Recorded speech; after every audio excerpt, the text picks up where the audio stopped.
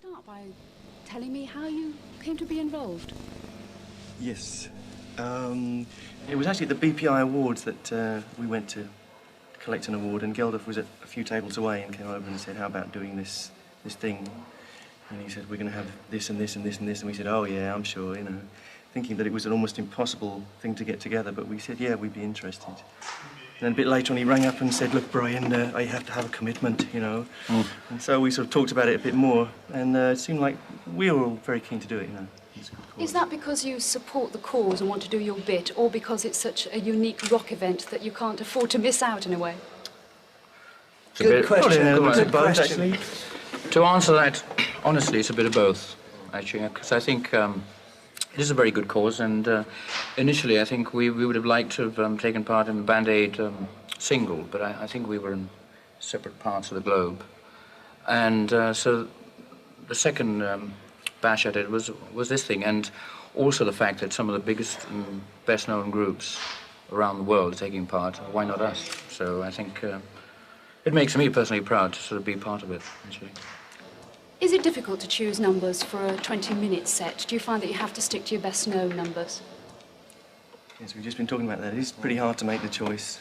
Yes, we don't really know quite what to do, you know, whether to play the hits or to try and do something new. But I think in 20 minutes, really, we've got to play things that people know and will recognise, you know, in Turkey or wherever they're watching, maybe.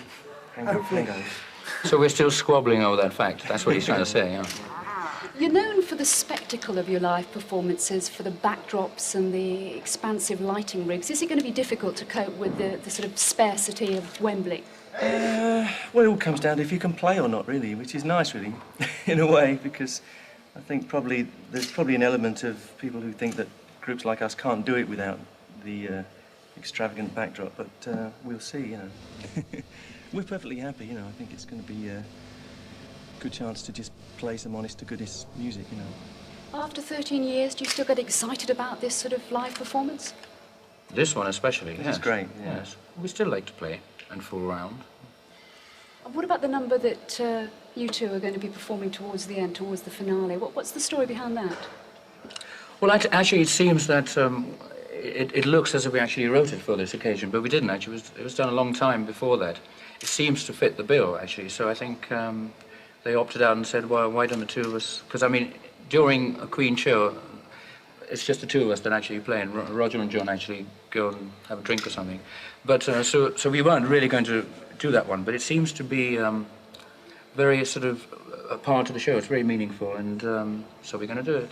Tell me a little bit about it. Oh, you tell them. It came about when we'd almost finished recording the album The Works, actually.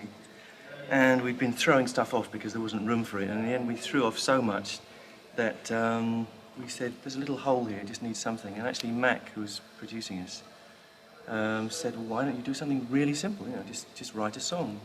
And Freddie and I were there late one night, and we just came up with this thing. It was very quick, and we just had this particular thing in mind, you know, the whole business of Africa was in our minds, and that's the way it came out. There's nothing very...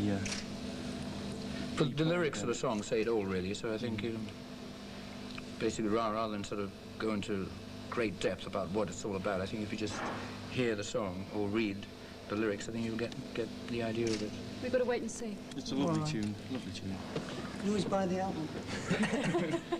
Always buy another one. No, Saturday is meant to be all for a good cause, and there aren't meant to be any egos involved, but no egos at all, no. But are so many superstars going to find it difficult in each other's sort of personal spaces? Totally impossible. It should be hilarious, actually. Chaos. I think it's going to be chaotic, yes. It has to be. I mean, we're not all wonderfully well-behaved kids, are we? It was just, but that's going to sort of actually be the nice part of it. Actually, there'll be lots of friction and we're all going to try and outdo each other, I guess. And well, we're just going to go there and play. That's right. I mean, you want to give something special, really, because that's what it's about. You know, not the regular thing. So everybody's going to be out there giving their best, and that's what it's about. Make some money for those people. That's, as Geldof says, that's what it comes down to. You know, we can all have a great time, and I think we will. But it comes down to the fact that it's going to make tons of money, and for a change, the money's going to go to the right place. It's not about battling for headlines. Thanks very much indeed. That's brilliant. Great. Thank you. Gentlemen, could I just ask you to stand? Tea? Yes.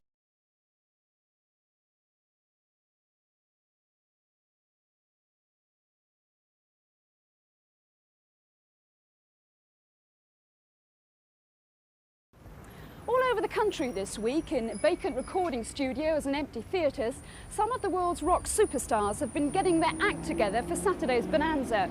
Each band has about 20 minutes on the Wembley stage, but for some it's going to be a real shock to perform live again.